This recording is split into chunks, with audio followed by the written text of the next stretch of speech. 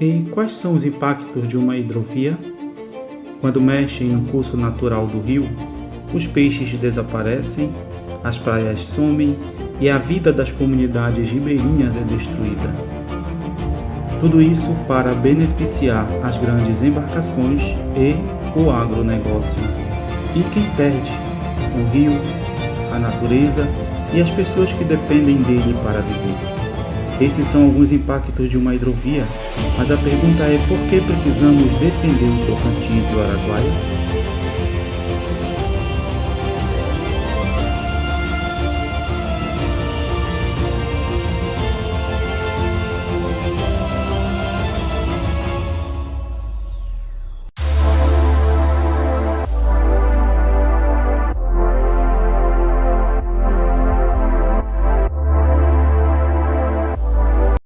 Da Associação Oeiras do Pará, presta assessoria jurídica também à paróquia.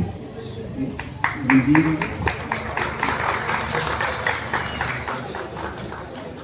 A Bispa Marinês Bassotto, bem-vindas. Economiza, por favor.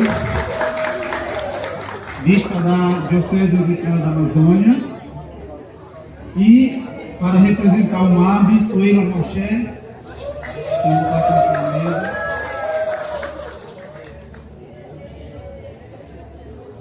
então, como eu havia dito, nós iremos nessa roda refletir sobre o direito à água, à terra e à vida, a violação dos direitos e a luta dos povos da Amazônia. Então, conforme o procedimento das demais, temos 15 minutos para ouvir as nossas três irmãs que vão falar desse tema tão importante, de direito mesmo. Começaremos com a doutora Sandy, trazendo essa linha mais jurídica da Constituição, aquilo que é direito do povo tradicional, direito do povo amazônico. Então sejam bem-vindos, vamos iniciar 15 minutos para a exposição de cada um.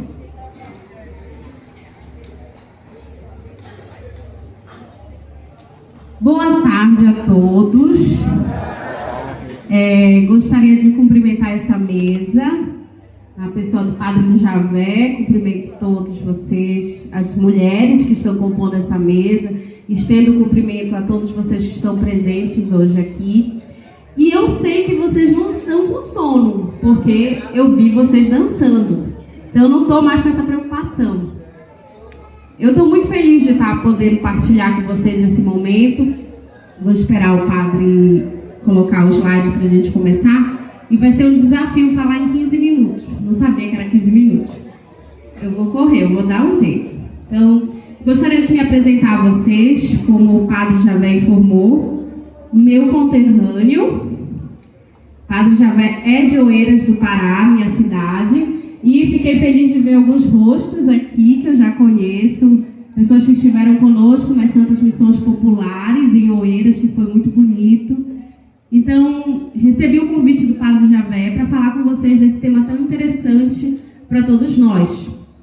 Eu me chamo Sandy Carvalho, sou advogada, atualmente estou como Procuradora Estadual de Defesa das Prerrogativas da OAB Pará, e também represento a OAB no município de Oeiras do Pará. Nós somos vinculados à subseção de Cametá, que tem vários municípios também vinculados.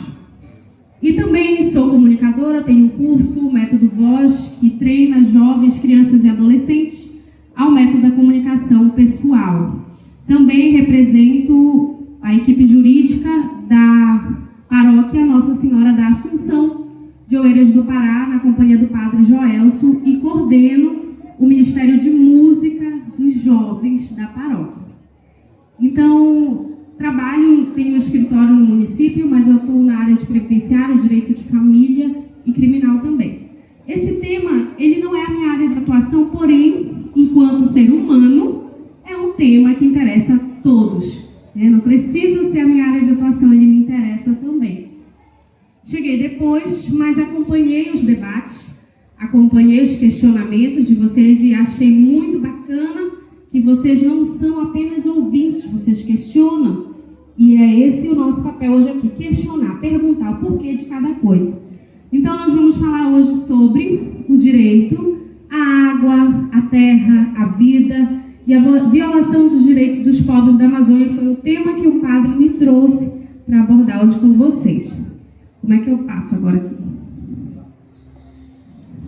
Ah, tá. Pronto, passei certo? Será? Passei. Como é que a gente vai começar a falar de direito se nós não falarmos de um dos livros mais importantes jurídicos que nós temos, que é a Constituição Federal. A Constituição Federal, ela é o nosso livro mais importante, nós chamamos de Carta Magna, porque ela está acima de todas as demais leis do nosso país. Então, lá na Constituição Federal, lá no seu artigo 5º, um dos princípios fundamentais da nossa vida é o direito à vida, direito à dignidade. Então, não tem como nós falarmos sobre todas essas violações se não esbarrarmos no direito à vida. E eu trouxe para vocês um artigo bem interessante e específico, que é o artigo 225, acho que vocês conseguem ler, que ele diz assim: todos, conseguem ler comigo?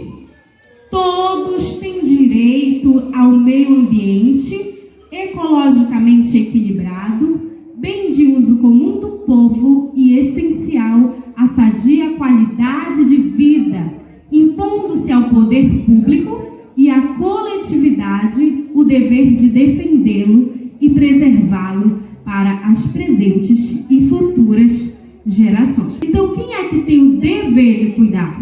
É só o poder público? Não, todos. Então, hoje o nosso papel aqui é questionar qual é o nosso papel na sociedade e o que nós podemos fazer quando o poder público, que também teria o dever de preservar, não faz a sua parte, que é o que nós estamos identificando nesse debate. Então, nós temos esse poder de questionamento porque nós estamos inseridos nessa sociedade, enquanto parte, na Constituição Federal, no artigo 225, está estabelecido que nós temos o dever de cuidado junto com todo esse povo que está lá também. Trouxe outros fundamentos para vocês, interessantes, depois o padre pode passar para vocês se tiver algum grupo de WhatsApp. A Assembleia Geral da ONU, Organização das Nações Unidas, são dados bem interessantes, reconheceu que o acesso à água limpa e segura ao saneamento básico são direitos humanos, o quê? Fundamentais. É um direito negociável? Não, porque ele é um direito fundamental à vida. E aí, lá nos dados da ONU, e isso que eu pesquisei, são dados de agosto de 2025. Então, são dados recentes. Diz assim: 1 a cada 4 pessoas no mundo, ou seja, 2,1 bilhões, ainda não tem acesso à água potável. Isso inclui 106 milhões que bebem diretamente de fontes não tratadas. E aí nós podemos entrar para a nossa realidade. Nós conseguimos ter acesso a uma água potável se nós tratarmos a nossa água. Mas, se acontecer tudo que a gente está questionando aqui desse impacto ambiental, vocês já acham que nós teremos água potável para consumo? Os nossos animais terão água de qualidade para consumo? E aí nós entraremos numa estatística gigantesca, que já existe, né? Então, os dados mostram que, esse aqui é outro dado importante para a gente saber, 3,4 bilhões de pessoas ainda não têm saneamento seguro, incluindo 354 milhões que defecam a céu aberto por não ter acesso a banheiro. Isso aqui também é dever do poder público. Isso aqui são faltas de políticas públicas e não está distante da nossa realidade. Na verdade, pelo menos em Oeiras, nem a cidade tem estrutura para saneamento básico. E aí eu trago para vocês outras leis que podem ser pesquisadas posteriormente, como a Política Nacional do Meio Ambiente, que define a base de políticas ambientais com diretrizes para a preservação e melhoria da qualidade ambiental.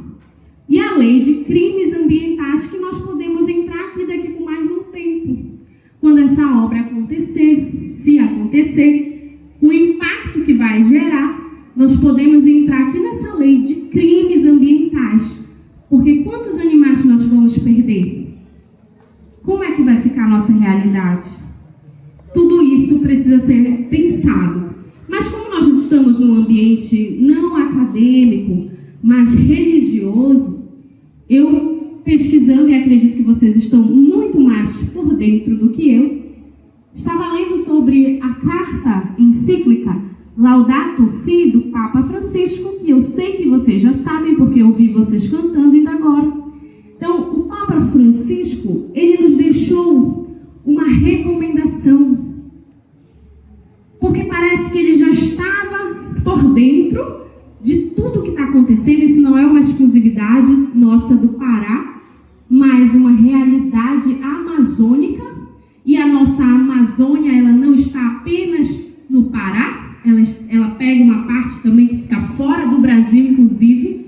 Então, o Papa Francisco vem nos alertando com o seu livro, A Laudato Si, essa carta que ele escreveu, ela é de 2015, para nós termos noção de quanto tempo essa discussão está acontecendo. E aí o Papa Francisco vem dizer o que para nós, cristãos, que estamos reunidos discutindo esse tema? Que nós temos que ter cuidado com a nossa casa comum. Tem outro lugar para a gente morar? A gente tem outro mundo além desse? Vocês têm outro planeta para habitar? Até o momento não, né? Então, por esse motivo, pensando nesse momento, a encíclica Laudato Si, sabe o que significa Laudato Si?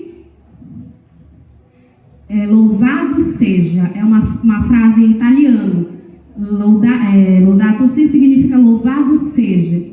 Então, o Papa Francisco, preocupado com a nossa realidade, ele traz essa recomendação. Então, isso não é só uma preocupação de um ser humano, isso é uma preocupação de um cristão católico que professa a sua fé. Porque se nós não estamos preocupados com as consequências, com os impactos ambientais, qual é a fé que nós estamos professando? Não sei. Então, isso é um dever de nós cristãos, primeiramente, ter essa preocupação. Então, ele nos convida a uma revolução, né? Um chamado urgente. Vocês conseguem lembrar que antigamente, quando tinham debates como esse, em ambientes acadêmicos ou outros ambientes, nós falávamos de crise climática, né? Tem professores aqui da Federal que eu sei, falávamos de crise, usávamos outros nomes. Hoje, nós chamamos de emergência climática, porque é algo que está acontecendo. É agora, não tem mais tempo para a gente pensar. Por que está mais quente? Por que ficou mais calor do que antes? Porque é uma emergência climática. E isso está muito próximo a nós. Então, eu trouxe aqui para vocês. Vamos ler junto esse trecho?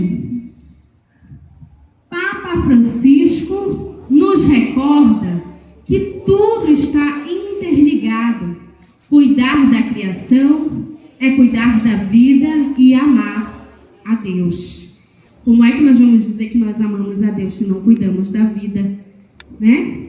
E aí eu trago mais uma reflexão dentro da temática religiosa, não apenas jurídica, que lá em Gênesis, eu estava pesquisando sobre isso, capítulo 1, versículo de 26 a 28, o Senhor, ele faz o quê? Gênesis acontece o quê? A criação, não é verdade? Vocês imaginam o coração de Deus vendo o que está acontecendo com a obra da criação? Com tudo que nós estamos vivenciando, com o descaso, com a poluição, e o Senhor lhe entregou para quem? Essa responsabilidade de cuidar. Para o homem e para a mulher, né? E Deus viu que tudo era bom, fez o homem à sua imagem e semelhança e entregou tudo, os animais, o meio ambiente, a terra, para que nós pudéssemos usufruir e dominar tudo o que tinha na terra. Só que eu acho que a gente se perdeu, padre, nesse caminho de dominar. 2 minutos. Nesse caminho de dominar. E o que a gente fez com a obra da criação?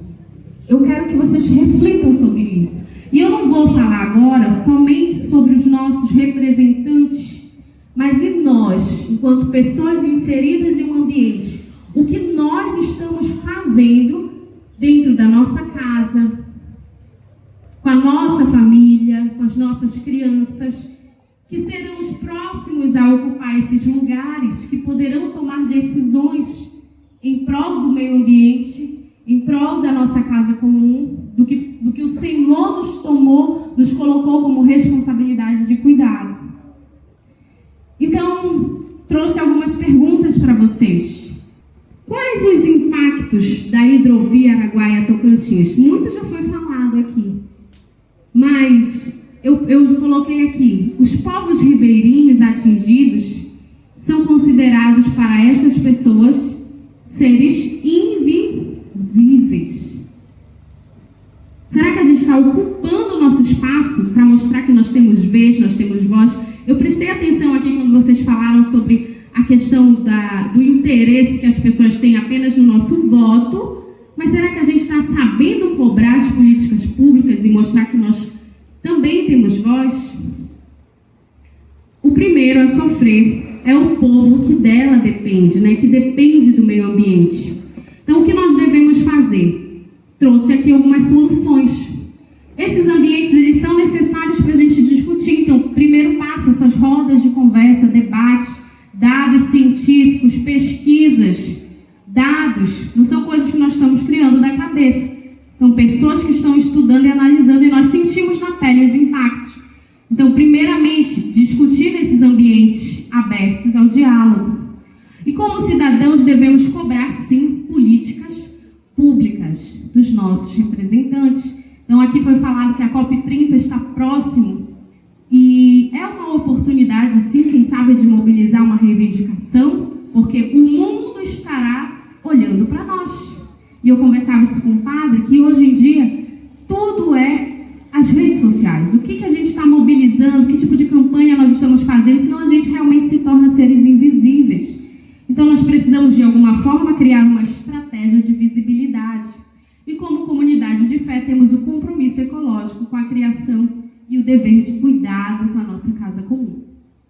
E aí eu vou finalizar correndo com essas frases aqui que nós ouvimos, e eu espero que vocês, que de alguma forma, o que nós conversamos rapidamente, sabendo que na Constituição Federal temos um artigo de lei específico que nos ampara, nós temos direito à voz, à vida, também temos direito a ser consultado quando uma ação como essa gera um impacto direto à nossa vida. Pelo que eu soube, não aconteceu essa consulta prévia, não houve esse diálogo, então já está errado.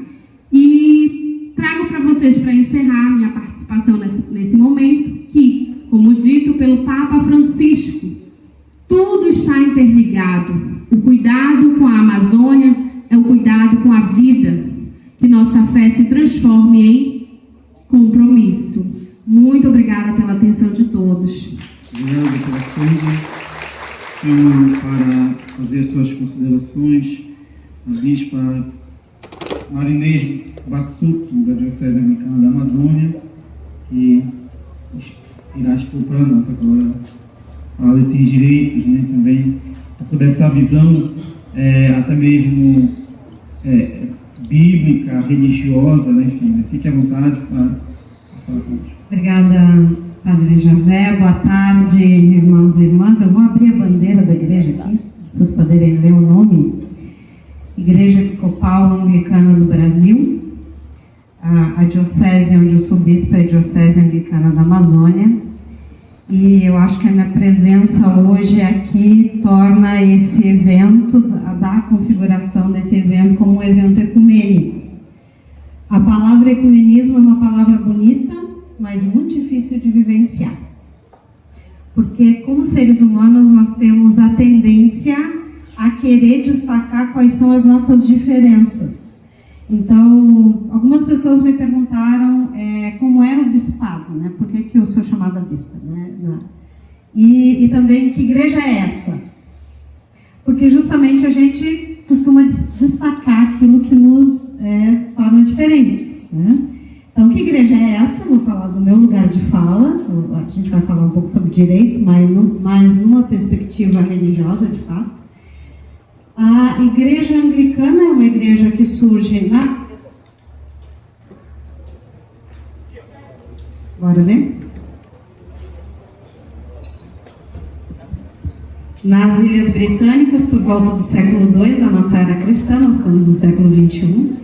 Essa igreja se espalha pelo mundo, ela é ligada ao catolicismo romano por volta do século VI, desligada no século XVI, por um ato administrativo de um rei chamado Henrique VIII, mas a gente, como anglicanos e anglicanas, não consideramos Henrique VIII o fundador da igreja, ele não fundou a igreja, ele desligou administrativamente.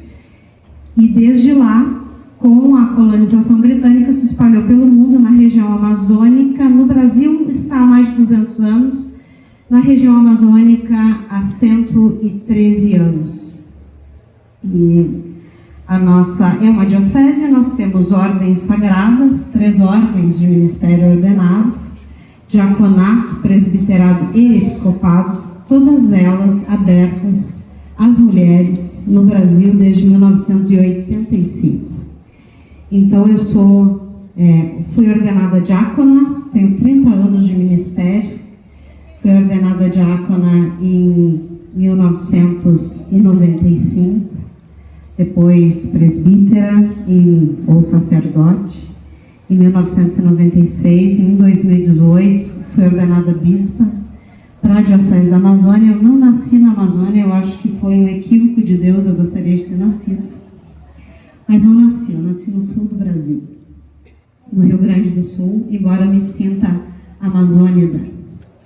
Faz 8 anos que eu moro aqui, tenho 8 anos de ministério episcopal, sou também bispa primaz da Igreja Episcopal Anglicana do Brasil. Se a gente fosse comparar com o catolicismo romano, seria uma espécie de presidente da CNBB. Nós temos 9 dioceses, como a Igreja Anglicana é uma igreja minoritária no Brasil, as nossas dioceses têm áreas territoriais maiores. A Diocese Anglicana da Amazônia é composta por 5 estados. Na região norte do Brasil, a sede é no Pará, em Belém do Pará, a catedral fica lá, a Catedral Anglicana de Santa Maria, que foi construída em 2 de setembro de 1912, está lá, na Cerzedelo Corrêa, na frente do Cemitério da Soledade, na Batista Campos. E nós estamos em várias regiões do Pará. Cametá não é uma, nós não temos nenhuma comunidade em Cametá. Então, o que diacho eu estou fazendo aqui? Não tem nenhuma, não tem nem previsão de ter nenhuma comunidade anglicana, da Igreja Episcopal Anglicana em Cametá. Acontece que nós, como igreja, iniciamos uma atividade de economia solidária em inúmeras partes da região do Pará e do Amazonas. Foram 31 grupos de economia solidária que a igreja iniciou logo depois da pandemia, no ano de 2022, e dois desses grupos, aqui no Pará, com o apoio da incubadora de projetos sociais da UFPA, que nos apoiou, e aqui na região de Cametá nós temos 2 grupos, um no Paruro do Meio, outro no Carapajó. E foi por causa desses grupos que eu acabei vindo aqui, não para querer converter ninguém ao anglicanismo, mas para acompanhar os grupos, e conheci o seu Antônio Dias, que vocês conhecem.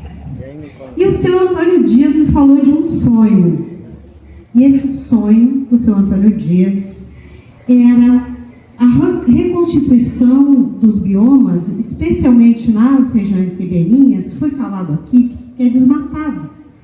Que árvores foi uma estratégia, em algum período, para a produção do açaí, que essa estratégia resulta, hoje, em muitas regiões, no empobrecimento do solo, na diminuição da própria produção do açaí, e no fato de que na entre-safra há pouca coisa que se possa produzir se a gente só tem açaí. Não tem mais a riqueza da biodiversidade local, e o Sr. Antônio Dias falou desse sonho. E esse sonho ficou no meu coração. E nós, com a ajuda do MAB, desde o início que nós estamos aqui, primeiro, eu acho que é uma coisa coisa importante da gente dizer quando fala em ecumenismo ou qualquer outra forma de juntar pessoas é que a gente tenha a consciência de que a gente sozinho não vai até ali. Ninguém vai até ali sozinho. Para ir adiante, a gente precisa de apoio. Então, uma das coisas que nós temos muita consciência é que parcerias são essenciais. Então, parceria com a FPA, parceria com o MAB, que esteve aqui conosco, e aí é por causa da Suela que eu estou aqui, e da abertura do Padre Javé, que achou que uma bispa não ia escandalizar vocês, nós não iam ficar escandalizados com a minha presença. E que a gente vai construindo isso. Então, com essas parcerias, nós temos agora 2 viveiros de árvores nativas. Para que esses 2 viveiros fossem feitos, construídos, foi feito toda uma estratégia de gestão, reunião com comunidades, apoia 21 comunidades nessa região de Cametá. Um dos viveiros é no Carapajó, o outro viveiro, são viveiros em várzea, não é em terra, o que é uma coisa nova, inclusive para a região aqui, outro no Paruru do Meio. Então nós temos 2. E o seu Antônio me disse agora, essas mudas aqui são lá dos viveiros. Mais ou menos 500 estão aqui. Mas é um projeto para 10 anos. E é um projeto para a gente realmente transformar. Então, eu estou muito feliz de estar aqui com vocês. Meu lugar de fala, então, não é a partir, né, de questões jurídicas, mas a gente falar do direito a partir da nossa concepção cristã, ou de pessoas de fé, ou de movimentos de fé, é extremamente importante. E a gente falar de água é extremamente importante. Primeiro, nós somos formados de água. Eu nem sei, acho que cerca de mais de 70%, talvez 80% da nossa Constituição é água. A gente é água. Nós somos água. Eu lembrei de, quando eu via o pessoal cantar aqui, eu sou antiga, né? Então lembrei de músicas do meu tempo. Lembrei de uma música que dizia Terra, Planeta, Água, que é tão linda, né? De uma outra chamada Sal da Terra, que diz assim: vamos precisar de todo mundo para banir do mundo a opressão. E também diz que 1 mais 1 é sempre mais que 2. Então, nessa tarde, eu quero lembrar o que nos une, o que nos aproxima, o que nos conecta, que é o nosso senso de justiça, a nossa luta por direitos. E aí a gente está falando de coisas muito sérias. A água é importante na Bíblia, tanto no Antigo quanto no Novo Testamento. O próprio Cristo se autodeclara como a água da vida, né? A água diante da qual não haverá mais sede nenhuma. E aí a gente está falando de diversas sedes, não só da nossa sede física, mas também da nossa sede de justiça, que é enorme. Então, o direito, a partir da concepção bíblica, ele é para todas as pessoas, sem distinção. O direito e a justiça são para todas as pessoas. E o que a gente está assistindo no nosso Brasil é, a cada ano, eu diria que a partir de 2016 isso tem se agravado, a perda consecutiva de direitos. É o que a gente tem assistido. E do ano de 2021 para cá, o desmonte da legislação de proteção ambiental do Brasil, que é orquestrado. É orquestrado e feito de forma que a gente engula sem refletir e às vezes sem reagir. É isso que a gente está vendo agora. Então, a última coisa, a gente assistiu a partir, né, então, de 2021, a partir ainda durante a pandemia, aquele discurso de passar a boiada, de chamar atenção para outras coisas, para que os direitos e a legislação fosse sendo flexibilizada. Nós tivemos leis que foram flexibilizadas.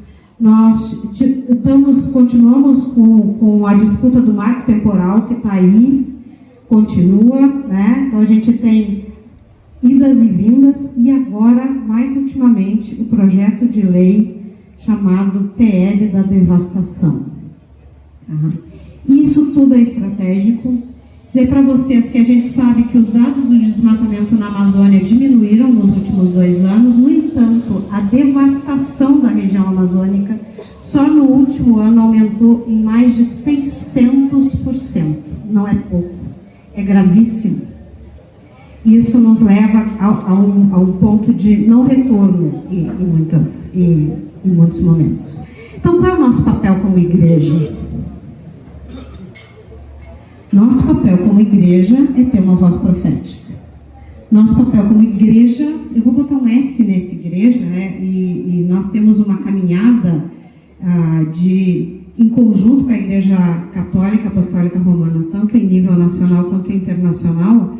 Eu faço parte de algumas comissões, uma delas se chama CONAN, que é a Comissão de Diálogo Bilateral Anglicano-Católico-Romano no Brasil, que tem mais de 50 anos de existência. Eu também faço parte de uma comissão internacional, meu bispo par do Brasil é o Dom Teodoro Mendes, que é bispo da prelazia de Ponta de Pedras, mas também é o secretário para Ecumenismo e Diálogo Interreligioso da CNBB, e é uma comissão internacional sobre diálogo bilateral e missão em nível internacional entre a Igreja Católica e a Igreja Anglicana. Então, nós temos uma caminhada longa. E o que nós podemos fazer em conjunto? Apoiar as iniciativas que nós temos, ter uma incidência, porque falar apenas é pouco. E aí eu quero com todo respeito, discordar de quem acha que a COP não é uma oportunidade. A COP em si não é. Nós temos a área azul, a COP tem 3 áreas, a área azul, a área verde e a área amarela. A gente pode dizer assim. A área azul, quem tem acesso, é um grupo muitíssimo restrito, a sociedade organizada com crachás que entram lá e vão participar das discussões, e as discussões realmente acontecem em níveis de governos, grandes empreendedores, grupos que dialogam e discutem sobre negociações climáticas, que no nosso chão ela não chega. Mas nós teremos 2 outras oportunidades, ou talvez 3, ou talvez 4. Temos a área verde. Na área verde mais gente tem acesso. Vamos ter a Cúpula dos Povos. A Cúpula dos Povos está reunindo mais de 700 organizações da sociedade civil em nível de Brasil e internacional. Ela vai acontecer na UFPA. E a Cúpula dos Povos vai do dia 12 ao 16 dentro da COP. A COP são 2 semanas, de 10 a 21. Mas a Cúpula dos Povos tem uma possibilidade de pressão muito grande. Pressão na mídia, pressão dentro do Brasil e pressão internacional. Então, ali a gente pode incidir. Dentro da cúpula, nós vamos ter uma barqueata, vamos ter uma marcha, vamos ter uma vigília, que são oportunidades para igrejas e pessoas de fé se manifestarem, para fazerem a sua voz ser ouvida, fazerem pressão. Além disso, nós temos a área amarela, da chamada COP das Baixadas, que vai estar em toda a região metropolitana, que também são da sociedade civil organizada, onde a gente pode se inserir de diversas formas. E ainda teremos o Tapiri Ecumênico Interreligioso, que é organizado pela SESI, que é a Coordenadoria Ecumênica de Serviços, que vai estar do dia 11 ao 16 acontecendo. Aí vai ser lá no quintal da Catedral Anglicana, que o Tapiri vai estar montado. São mais de 60 organizações em nível de América Latina, Brasil e algumas outras partes do mundo, todas elas baseadas na fé. Tá? A Igreja Católica está lá, a Repan está lá, representada, a Caritas está lá, e, enfim, nós temos oportunidade de pressionar. E eu queria concluir, meu tempo já acabou, dizendo o seguinte: o que já foi dito aqui desde de manhã, eu infelizmente não pude acompanhar a primeira mesa, mas as outras eu acompanhei. Dizer para vocês vocês que vocês são protagonistas. Nosso papel, meu papel, que não estou aqui no território, não estou aqui na comunidade, é fazer com que as vozes de vocês sejam amplificadas. Mas vocês são protagonistas. A luta é de vocês, está na mão de vocês, e vocês têm toda a condição de se imporem diante de tudo que está acontecendo. E aí eu estou olhando para aqui, para a questão da hidrovia, o Pedral do Lourenço, mas também tudo o que tem acontecido de forma orquestrada no Brasil, que não vai acabar amanhã. Essa luta é permanente. Então, a minha oração nessa tarde é para que, como igreja de Deus, e aí não é igrejas com S, porque todos e todas nós, seja lá qual for a nossa denominação, somos a igreja de Cristo. Como igreja de Deus, no mundo de Deus, o nosso papel é fundamental. Então, que nós possamos tomar consciência do nosso papel, tomar isso nas nossas mãos e possamos seguir firmes na luta. Eu dou graças a Deus por estar aqui com vocês. Deus tem os seus caminhos, né? Graças a Deus por todas as voltas que o mundo deu, que me trouxe aqui. E graças a Deus por ter aprendido ainda mais ouvindo de cada um e cada uma de vocês. Muito obrigada.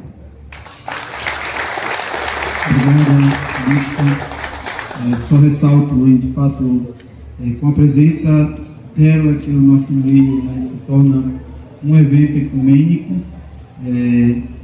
Quando nós falamos dentro da teologia e ecumenismo, se ressalta principalmente com as igrejas tradicionais, né? E a bispa faz parte dessas igrejas, né, que não são um número grande, né? Nós sabemos que nós temos um desafio da igreja as pentecostais, ou neopentecostais, né, em ter esse diálogo, que é a que está mais presente, aqui estão presentes no nosso redor, mas a presença da bispa, isso nos alegra muito, né, de ter esse diálogo, principalmente por estar com um projeto acontecendo aqui no nosso meio, inclusive na nossa paróquia, e isso é muito louvável. Então passo a palavra para a Suela, os seus 15 minutos também, né? Gravado. Pode deixar. Na Amazônia existem pessoas, e essas pessoas falam com a terra, com o céu, com o vento, falam em canto, em pranto e lamento. Se essas pessoas não falarem, o rio vai falar, vai rugir em correnteza, desenhar na lama a tristeza de quem um dia chamou de lá. O rio fala em revolta, em silêncio, engasgado, em troncos que descem cortados, em peixes que sobem calados. Mas se as pessoas falarem, a floresta respira, o fogo se apaga, a vida resiste, a voz se espalha, como chuva que insiste. Porque na Amazônia há gente, e onde há gente, há luta. E onde há luta, há esperança. E a esperança não se escuta, ela se grita. Na Amazônia existem pessoas, e essas pessoas falam. E se essas pessoas não falarem, o rio vai falar. Na Amazônia existem pessoas, e essas pessoas falam. E se essas pessoas não falarem, o rio vai falar. Então é com essa poesia de Rafael Zan, um atingido pela hidrelétrica de Belo Monte, que eu peço licença para falar com vocês, falar de rio, né, esse rio que vocês tanto conhecem, que é o Rio Tocantins, e também falar em nome do Rio Araguaia. A poesia também, ela trata sobre um assunto que é o que eu quero aqui conduzir nessa nossa roda de conversa, que é falar sobre luta, né? Que a nossa roda, ela tem um tema, que é falar sobre direito. Direito à água, direito à terra, direito à vida. E como é que os povos da Amazônia se organizam? Como é que eles se organizam em luta? Então, quando a gente pensou em construir essa roda de conversa, a gente pensou em chamar as pessoas do campo do direito, né? E aí a Sandy está aqui representando essas pessoas. A gente pensou em falar em direito dos povos cristãos, né? De quem acredita em Cristo. Então, por isso que a gente convidou a Bispa Marinês para trazer essa visão. E aí eu pensei, eu vou lá falar de direito, mas de um direito que é construído através da luta do povo.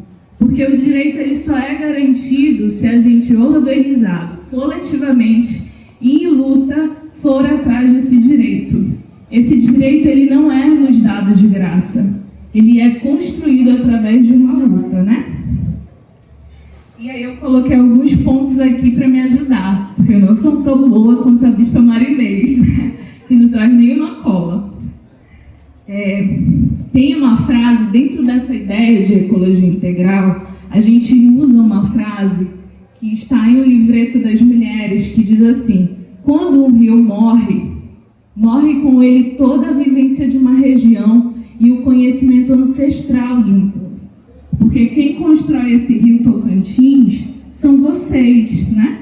Das ilhas, que vivem desse rio, que sabem como pescam, que sabem aonde se encontra Mapará, que sabem pescar Mapará, porque é um tipo diferente, né? Me contaram como é que se pesca Mapará. Eu jurava que era muito simples, jogar o anzol e pronto, pegou o peixe. Mas não é tão simples assim, né, Seu Dias? Só pega um. E aí, quando eu ouvi a história de como é que se pega Mapará, eu fiquei, meu Deus, como é que esse povo conseguiu desenvolver esse conhecimento, né, para pescar esse peixe. Mas esse desenvolvimento de conhecimento, ele só é possível porque vocês são esse rio, vocês vivenciam esse rio.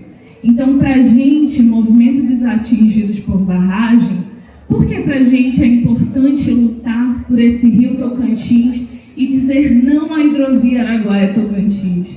Porque para a gente, a construção da hidrelétrica significa a morte não só do rio, mas a morte das comunidades que vivem desse rio. Não é verdade? Se esse rio secar, se esse rio não existir mais, vocês vão continuar vivendo aqui nas comunidades? Alguns ali balançaram a cabeça, disseram que não. Alguns ainda estão na dúvida, né? Mas vocês não tiram o sustento desse rio, quando o padre Zenildo falou, não foi? Padre, que o senhor trouxe? Que a gente tira o alimento, né, daquele rio. Acho que a Socorro também tocou nesse assunto na mesa. O açaí também é nutrido pelo rio, não é não, Socorro? Então, se a gente mata esse rio, que é o que a gente diz que a hidrovia vai fazer, a gente também mata o nosso povo ribeirinho, que constrói esses conhecimentos e esses saberes, e que são de anos e anos, né, que a gente constrói. Eu fico impressionada com as armadilhas de pescas que vocês têm. Como é que vocês conseguem construir? Como foi que vocês adquiriram esse conhecimento? De fazer os paneiros maravilhosos, de tecer as redes de pesca, né?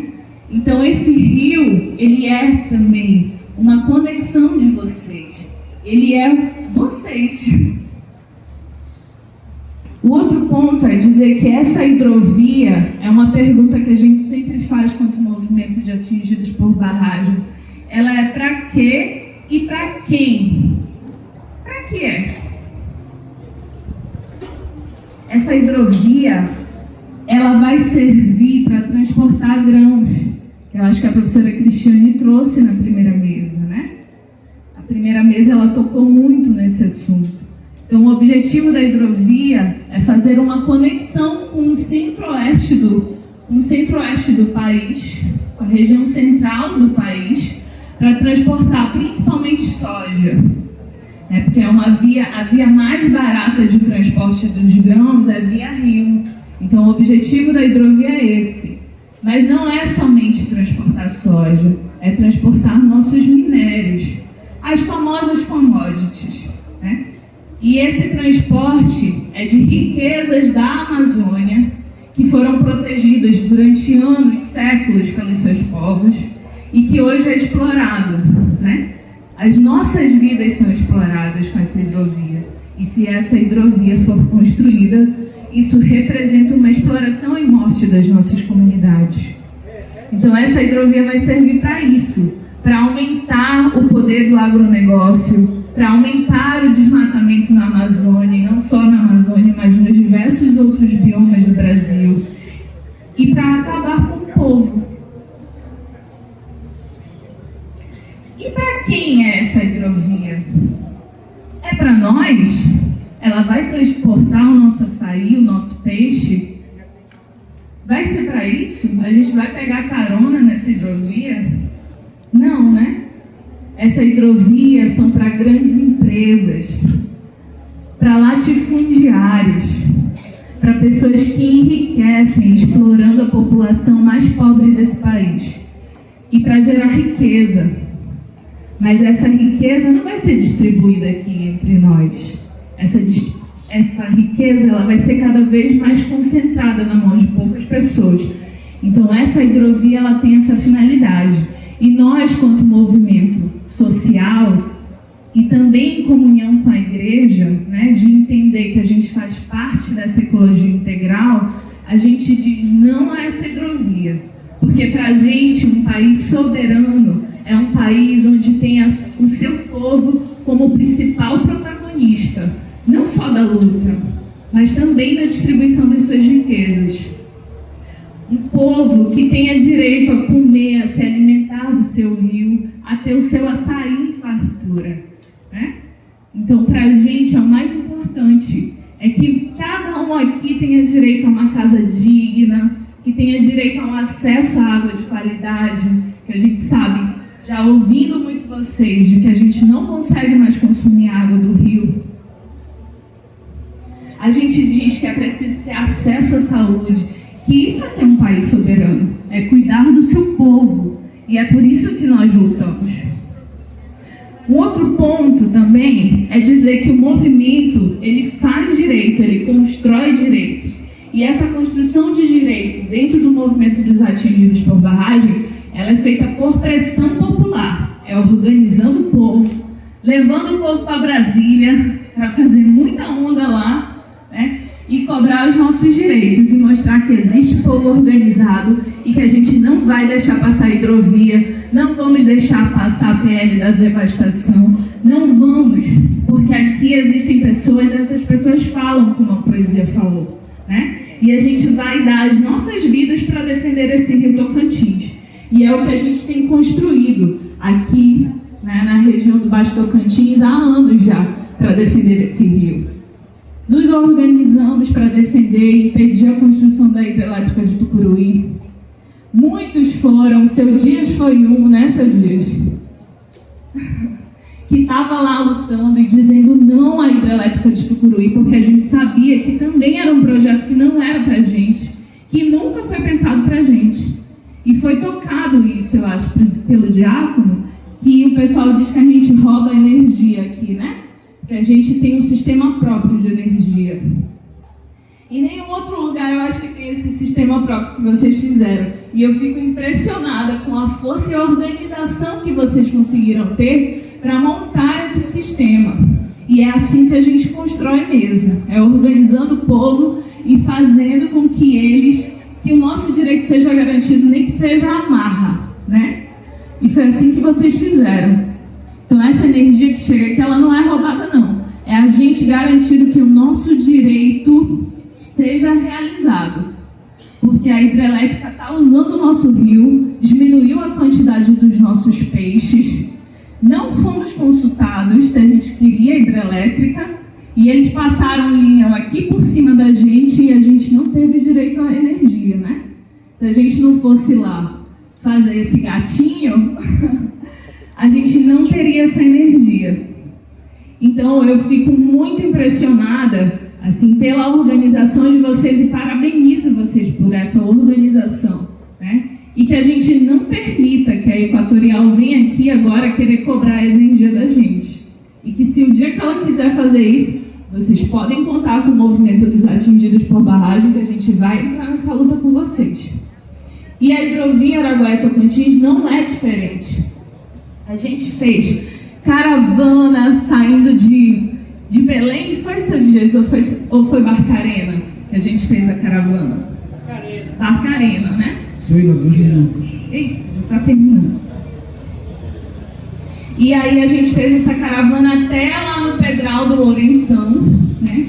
Para dizer que existem pessoas organizadas e que a gente conhece o nosso rio e que esse rio é navegável. Não precisa explodir Pedral de Lourenço, não precisa tirar a areia do rio. A gente não sabe andar no nosso rio? Tem um monte de praia aí, mas eu vejo o pessoal sabendo andar. Eles dizem, aqui tem uma praia, aqui tem outra, e eles vão se desviando. Se fosse eu me encalhava. Mas vocês sabem, porque vocês vivem desse rio. Esse rio é a vida de vocês. E aí, quanto o movimento dos atingidos por barragem, construindo luta, né? E construindo direito através dessas lutas, eu trouxe a nossa cartilha da Política Nacional de Direitos das Populações Atingidas por Barragem, que é a PENAB, que é uma cartilha que ela diz quem são as populações atingidas, o que essas populações atingidas têm direito, né? E ela organiza de que forma a gente pode ser reparado. E tem uma coisa muito interessante nessa construção de lei que foi preparada pelas populações atingidas, é que não é só o Congresso, não é só os advogados que constroem essa lei, é a população atingida também, que vai dizer o que eles querem, né? E como que eles querem que as reparações, compensações e os nossos direitos sejam atendidos. Então eu trouxe, se vocês quiserem compreender um pouco mais desse direito, que é um direito de vocês e que ele pode ser utilizado, inclusive, no projeto da hidrovia, né? Através de pressão popular, a gente consegue que essa política seja implementada, a gente pode utilizar, né? Tem o objetivo aqui da gente fazer uma carta, encaminhar isso para o Ministério Público, mas também fazer uma denúncia internacional do que está acontecendo aqui, né? De que comunidades não estão tendo o direito de serem ouvidas. O nosso governador, quando o ICMBio disse que ia escutar as populações, fez um vídeo dizendo que era um grande absurdo ouvir vocês sobre essa questão da hidrovia. E isso é muito grave. Isso é muito grave, porque ele legitima a ideia de que ele não entende vocês como pessoas que vivem nesse rio e que constroem. Para ele, vocês não existem, inclusive, né? Porque ele não dá o direito de vocês falarem a respeito do que vocês acham sobre a hidrovia. Um outro ponto que eu queria tocar era sobre a Cúpula dos Povos e a COP, que a gente vai se organizar. A Bispa já trouxe muito isso, eu já vou finalizar. Já vem.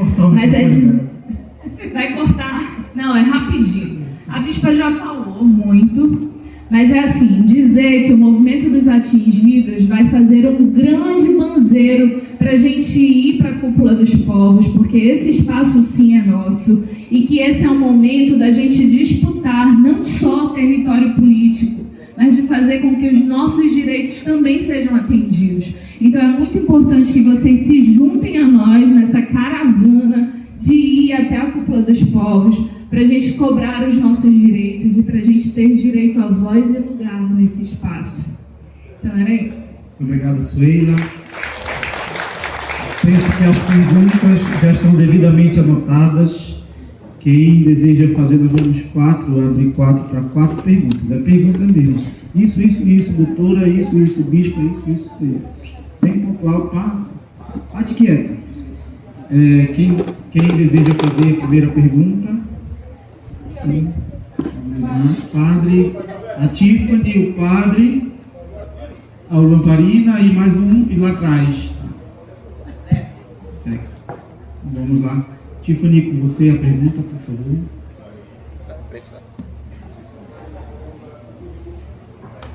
Boa tarde. Bom, eu sou jornalista, então o meu dever é fazer perguntas.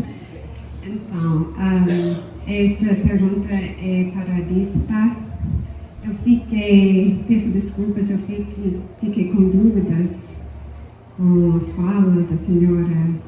A bispa está se pronunciando contra a escavação a explosão do rio e a operação de um canal de navegação e hidrovia aqui. E, segunda, a bispa estava e está prometendo apoio e juntar a sua igreja com esses movimentos contra a hidrovia. Obrigado, Tiffany. Ela quer a pergunta é rápida, então já pode ir, para não perder o raciocínio. Sim, a Igreja Episcopal Anglicana do Brasil historicamente tem estado ao lado da luta dos povos. E sim, nós somos contra as explosões, somos contra a hidrovia e somos contra todo e qualquer movimento de devastação, destruição da legislação ambiental no Brasil.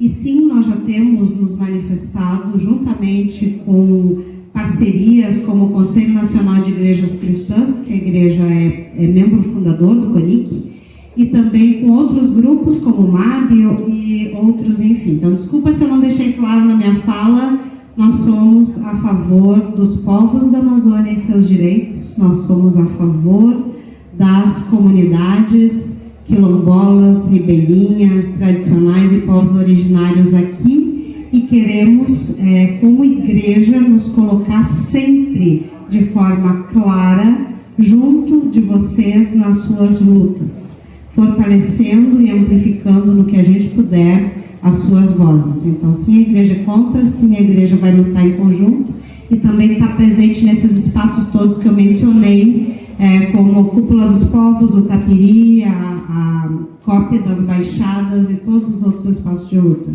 Obrigada.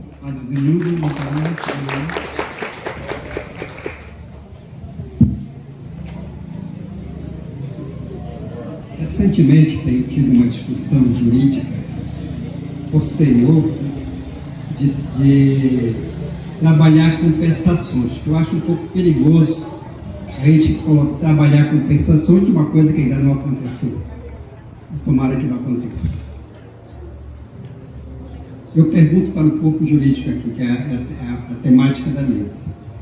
Tem já um organismo pensando um pouco diferente nesse sentido de constituir um corpo jurídico que vá nessa linha de defesa, não na linha, vamos dizer, de compensações? Passo a palavra à Suíla, que está mais envolvida, né, nessa parte. Também tem uma equipe jurídica junto com o Mábio, ela vai poder responder a pergunta. O padre já me convocou, ele disse, a Suíla responde essa pergunta. Mas, em que processo nós estamos dessa questão da hidrovia Araguaia-Tocantins? Nós estamos em um processo de luta para impedi-la. E a gente não está nesse debate de compensação, porque para a gente esse não é o momento ainda. É um momento de impedir com que essa hidrovia aconteça. Então a gente tem uma equipe de advogados populares e que eles trabalham com isso. Mas o momento atual que estamos é esse. Não estamos tratando sobre compensação, porque para a gente essa hidrovia não vai acontecer. A gente acredita na força da nossa luta para fazer com que essa hidrovia não seja construída. E outra coisa, Cametá, região de Baião, Mocajuba, Cametá, Baitetuba, Barcarena, eles não estão no projeto que vai fazer compensação da hidrovia. Então não tem isso no projeto da hidrovia Araguaia-Tocantins. Então essas conversas que se teve aqui, a gente até fez um mutirão sobre a hidrovia, nos meses de julho, a gente saiu em mutirão aqui no Rio Tocantins, conversando com as comunidades aqui em Cametá, em Mocajuba e Baião, justamente para falar disso, porque estava tendo um movimento de organizar as pessoas para esse pedido de compensação. E isso não existe. Vocês não estão como pessoas que serão atingidas por essa hidrovia. Então não tem compensação para vocês. Mas fiquem seguros de uma coisa. Se caso essa hidrovia saia, que ela não vai sair, em nome de Deus, a gente, quanto movimento social, quanto igreja, né, igreja anglicana e igreja da Paróquia das Ilhas, aqui a igreja católica, que se dispõe a construir luta com o povo, nós seremos os primeiros a convocar vocês e considerar que vocês são importantes para estarem nesse processo de compensação. Então acreditem que a gente vai fazer isso por vocês. Mas esse momento atual é um momento de luta para impedir a construção dessa hidrovia. É isso.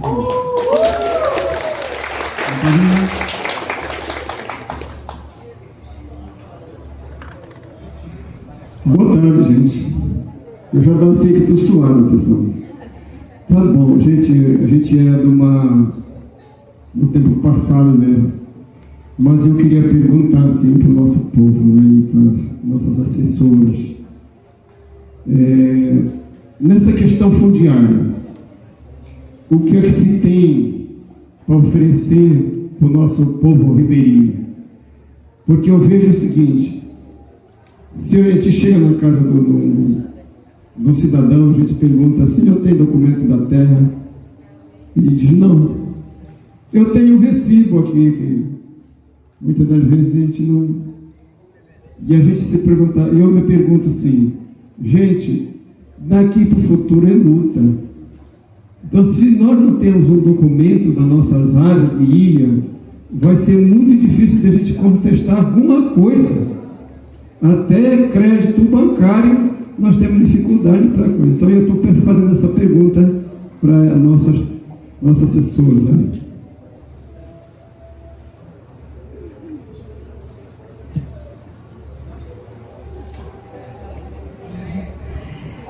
Bom, muito interessante sua abordagem, porque isso é um fato.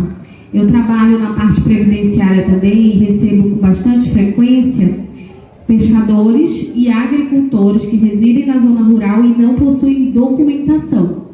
Então, é necessário que a gente tenha esse cuidado, essa preocupação futura de, caso precisemos ser reconhecidos legalmente, nós precisamos dizer aonde nós estamos inseridos. Portanto, ter uma documentação da sua terra é importante. Recomendo procurar o ITERPA, retirar o CAR da sua área, se você ainda não tem o seu cadastro ambiental rural, porque nele a Secretaria normalmente de Meio Ambiente faz aquele georreferenciamento, que é onde vai dizer onde você está localizado, né? O georreferenciamento ele dá com bastante precisão aonde que fica o seu imóvel, para que, se necessário, lá na frente você questionar alguma indenização, alguma reparação, você possa dizer, eu moro aqui e passa próximo a mim. Isso não serve apenas para esse diálogo, esse debate, mas para fins previdenciários, que eu acredito que a grande maioria, se já não é aposentado, ainda pensa em se aposentar como um pescador, por exemplo, e é um documento importante. Obrigada. Obrigada. Nossa última pergunta.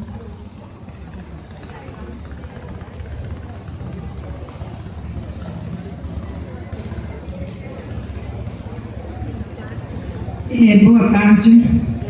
Eu gostaria de fazer uma pergunta para você.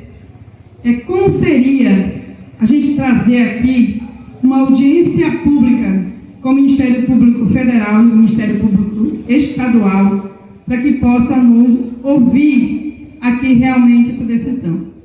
E outro questionamento e uma pergunta também, eu acho que até para o padre, esse daqui que eu vou fazer. Padre, nós vamos ter um encontro internacional pela COP30, Alemanha, Honduras e Colômbia, que vai acontecer no meu território.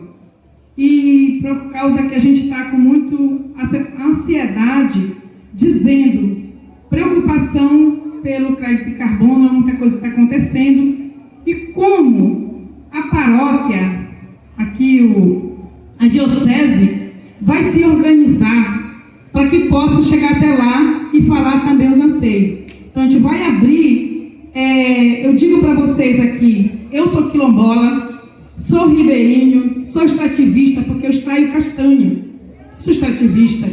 Então, muita coisa que nós pensamos, tu é quilombola, aí se esconde tudo, mas nós não somos isso. Sou também atingida por por barragem, tem o rio Icatu, também lá. Se vocês forem visitar, vocês vão ver. Então, Felipe Pontes, acho que todo mundo, muitos conhecem, né? Ele se amarra muito nessa discussão sobre a hidrovia Araguaia-Tocantina. Então, ele quer nos ajudar. E mais uma coisa, eu gostaria de deixar aqui para todos nós, vocês que são daqui dessa beirada, nós que estamos trabalhando, querem nos matar. Nós temos que pensar, nos ajudar, nos ajuntar, para nós decidir não morrer. Muito bonito, parabéns, padre. Sabe por quê? É muito difícil a gente conseguir um evento dessa forma. Realmente, a igreja, a dificuldade, como eu coloquei a minha amiga, dizendo, minha amiga, pelo amor de Deus, me perdoe. Eu falei, mas não foi por bem querer aquilo que eu falei para você. Eu digo, não. Isso aí, a gente ouve sempre quando a gente chega. Na hora que tu chega, um quilombola chega, poxa, o que tu é realmente? Eu estou lutando. Eu sou uma guardiona da floresta. Eu preservo a floresta. Eu gosto dela. Eu vivo nela. Eu amo ela. Eu amo a terra. Então, jamais eu vou desistir de lutar. O padre Zenildo, ele passou na comunidade quilombola São José de Catu e ele fez uma fala. Eu não estava lá, mas o pessoal falaram, pela luta do nosso governo não saber votar. Ele já vinha falando lá na comunidade. Então aqui nós temos vendo tudo isso. Eu gostaria muito de ouvir essa resposta. Vou deixar uma preocupação para nós. Eles estão decidindo não explodir o Pedral do Lourenço. A professora, estava conversando com a professora ali, estão decidindo. Como nós temos uma pressão muito forte, e vão fazendo-nos recuar um pouco. Só que eles vão pela beirada, não vão explodir essa grande. Vão explodir bem aqui que não vai fazer mal. Então, esse cuidado nós temos que ter. E deixar um recado. Vamos fazer com que esse rio Tocantins seja tombado como patrimônio cultural do Baixo Tocantins. Isso vai dar muito certo. Pra onde vai nossos peixes que moravam no mar? Aonde está o açaí, pretinho bom do Pará? Já não tem mais madeira, não dá mais pra tirar. Aonde tudo se vai, só vem a fome ficar. Morar numa terra rica, ficar com fome jamais. Muito obrigada. Audiência pública.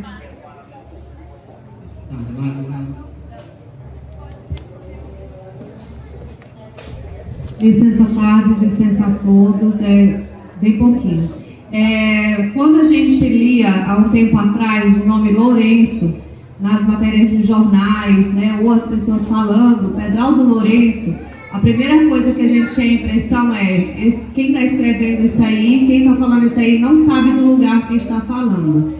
E porque o Pedral do Lourenço é a nomenclatura que é utilizada pela empresa e pelo governo, porque a empresa é contratada do governo.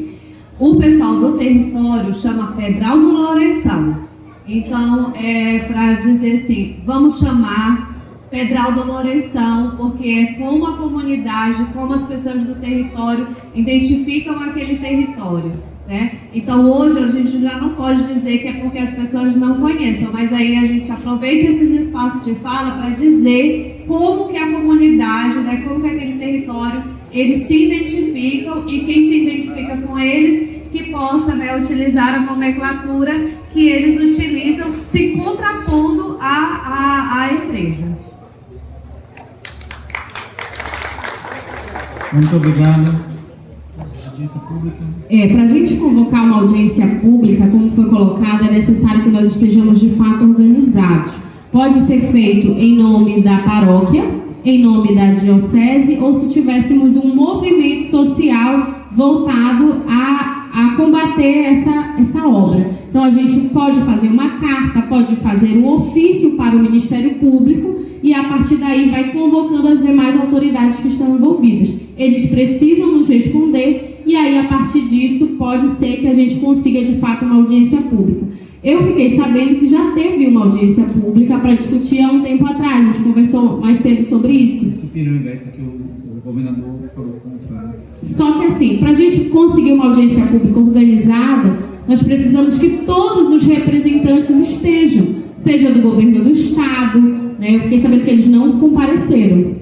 As pessoas que têm interesse nessa discussão. Então, a audiência pública tem essa finalidade, que todos coloquem a sua opinião e tenham oportunidade de fala, né? Todos sejam representados e, a partir dali, elabora-se um documento para trabalhar.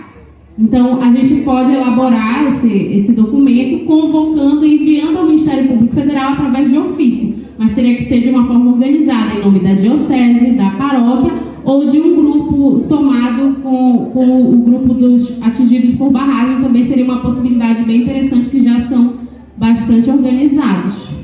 Padre Zenildo pediu uma réplica. Deixa só, que me ocorreu uma coisa agora que pode ser interessante. Nós temos a sede na Bahia, mas é um grupo com mais de 50 anos de atuação no Brasil, chamada Coordenadoria Ecumênica de Serviços, SESI. E a SESI, ela realiza o que a gente chama de caravanas ecumênicas.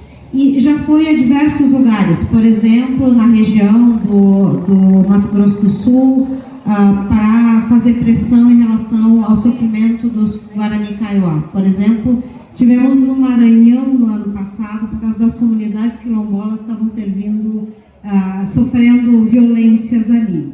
E talvez a SESI possa ser um organismo contactado aqui também para articular a audiência pública, porque é reconhecida pela sua atuação nacional e internacionalmente, e tem uma forma de pressão. Então, essa também talvez pudesse ser um caminho possível de pressionar, utilizando aí a presença e o nome das igrejas, o MAB, a SESI e outros grupos. Eu já tenho uma audiência pública na agulha. Entendeu? O que é que faltou para essa audiência sair? É que no momento, quando foi feito Marabá e Tucuruí, aí eles pedíamos para o Baixo Tocantins, que podia ser Cametá ou Barcarena ou Baitetuba, a sede da audiência.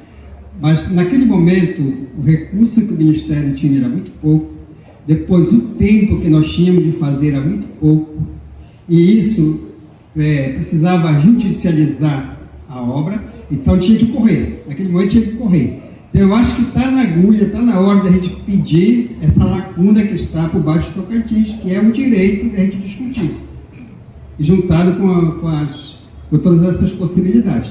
Está na hora da gente fortalecer e trazer. É possível. Inclusive os procuradores, eles são muito solícitos a esse tipo de ação. Obrigado. Nós, inclusive, fizemos o convite ao Dr. Rafael, que é o procurador, né, para estar aqui. Infelizmente, houve um desdobro na hora, né? Isso aí, assim, a gente está muito empolgado para estar, mas, né, cada um tem seus motivos de ausência. Então, era para a gente estar compondo essa mesa para falar com propriedade, para endossar esse caldo conosco, né? Deixar ali mais, engrossar o caldo, na verdade, né, conosco. Então, sim, penso que aqui e amanhã vai ser o dia da gente deixar amarrar essas propostas, e se o padre puder estar conosco amanhã também, vai ser importante, né? Porque nós queremos encerrar o dia de amanhã após refletir a campanha da fraternidade com o gesto concreto, com datas e com tudo mais, né?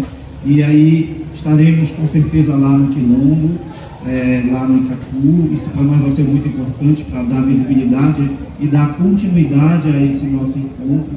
Acredito que nós temos lideranças da nossa paróquia que tem esse anseio de estar abraçando a luta e podem ir representar não só a Paróquia das Ilhas, mas a gente depois pode expandir como Diocese de Cametá, vai ser essa presença da Igreja Católica nesse movimento. É bom também dizer a vocês que o Ministério Público Federal e Estadual está sofrendo uma pressão muito grande do agronegócio com relação a essa história. Estão sofrendo.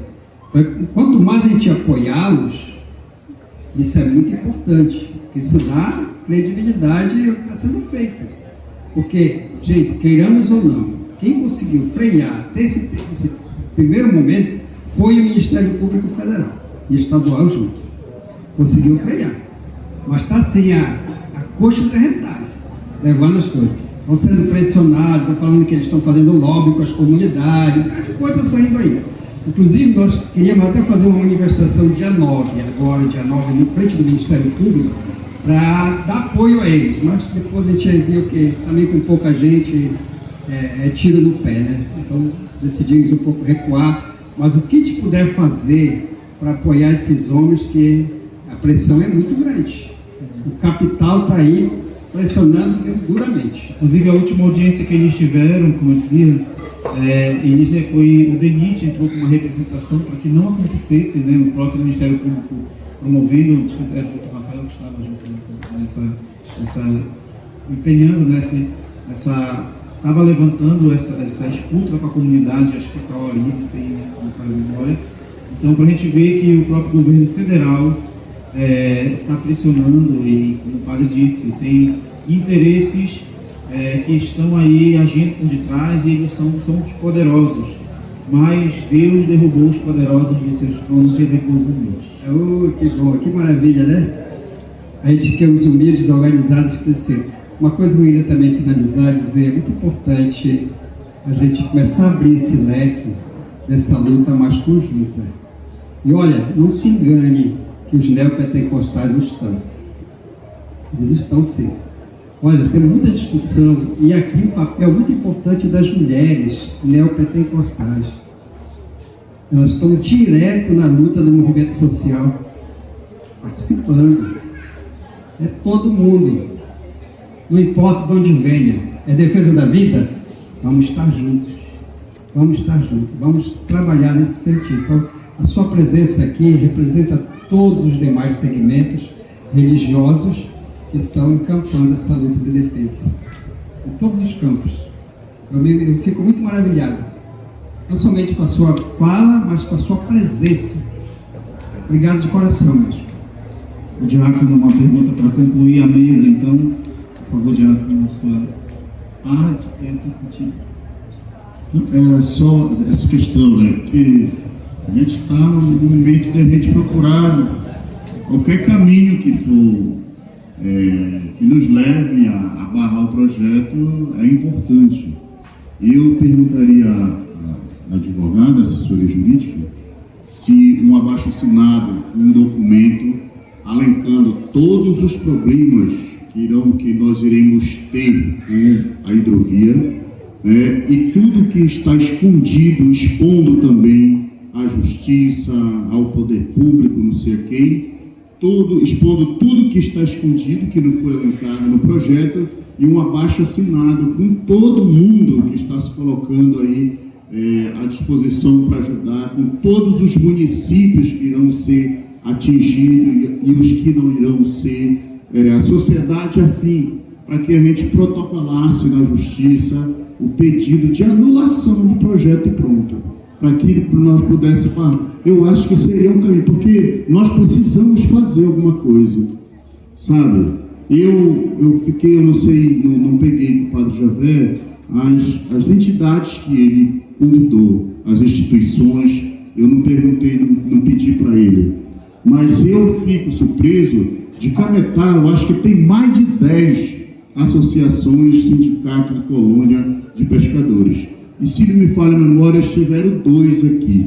Um, a colônia, representada pelo seu presidente, e o outro pelo Pedro Assunção, que é da ANPAC, que até o presidente não tive coragem de vir. Viu? Ou também deveria ter um outro assunto ou outro compromisso. Mas essas duas, a colônia e esta associação que estiveram aqui, foi a únicas 2 que eu já vi os advogados dizerem que protocolaram ação na justiça contra a hidrovia. Essas 2 associações, a ANPAC e a colônia. E as outras a gente não vê. Parece que estão com um pé lá e outro aqui. Viu? E aí, se parceiros dessa forma indecisos, vai nos dar problemas. Então, nós precisamos estar decididos. Então, se há a possibilidade de fazer isso, seria um dos caminhos que a gente deveria trilhar também. Se não há possibilidade, seria cada instituição fazer uma denúncia, não sei. Mas eu penso dessa forma, não sei se vai ser possível. Bom, a justiça é sempre um mecanismo que está à nossa disposição quando o diálogo não é possível mais.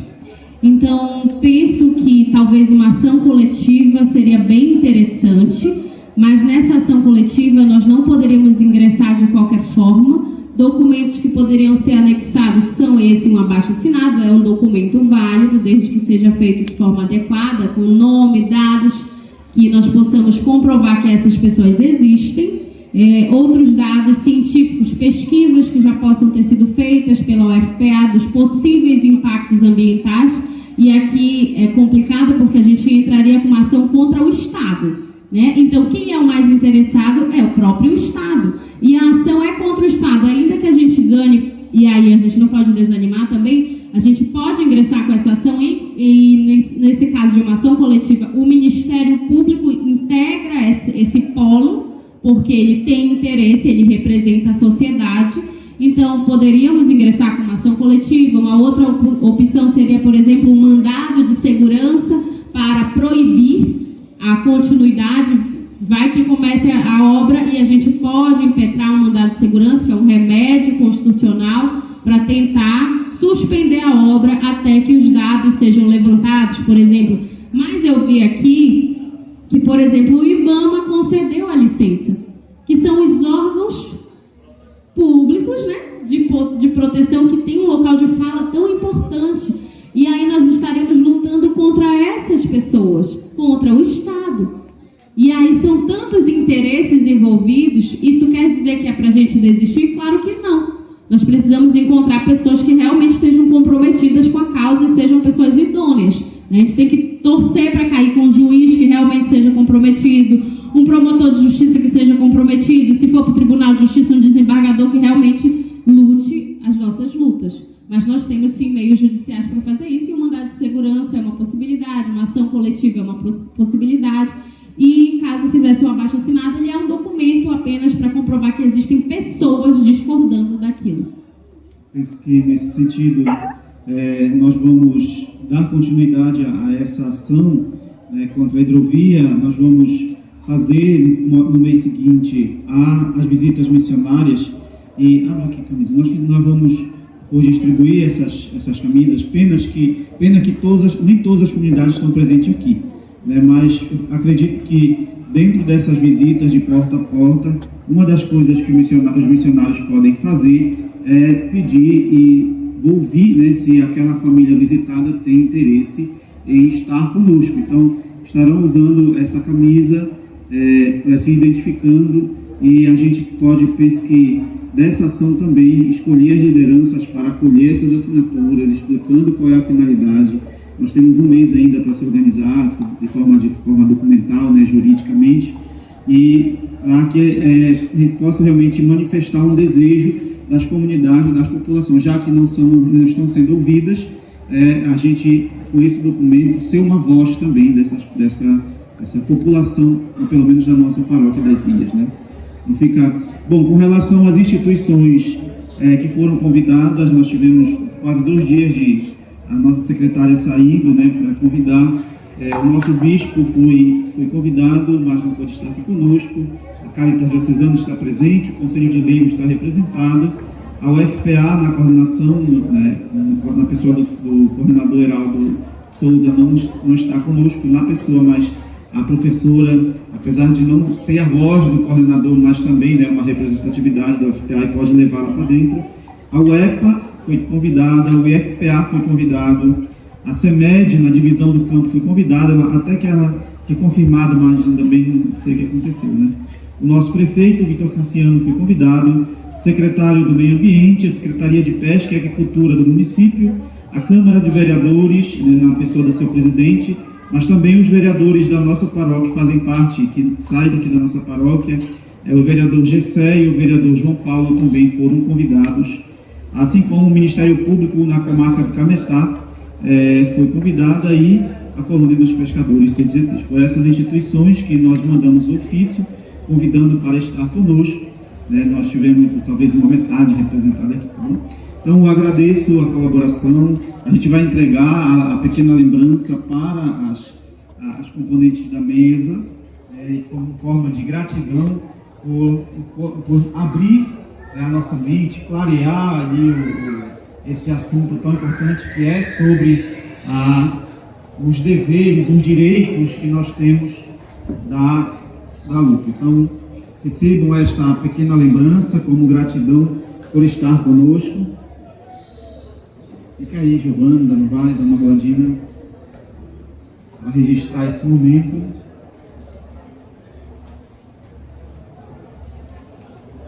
Olha para lá, Dona Blandina, olha para lá. Tira aí, bora ver. Ela quer mostrar o presente, a lembrancinha.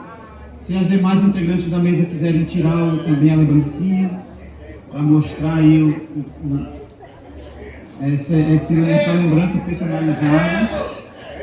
Diz. Só que o nosso Papa é o Guerreiro, para enfatizar ainda mais. Certo? Então, minha gente, vamos aqui para frente agora para registrar a nossa foto oficial, que algumas pessoas vão precisar se retirar. Então, vamos aqui para frente, juntar rapidinho para tirar essa foto, fazer esse registro diante desse cenário que a equipe de ornamentação caprichou para nós.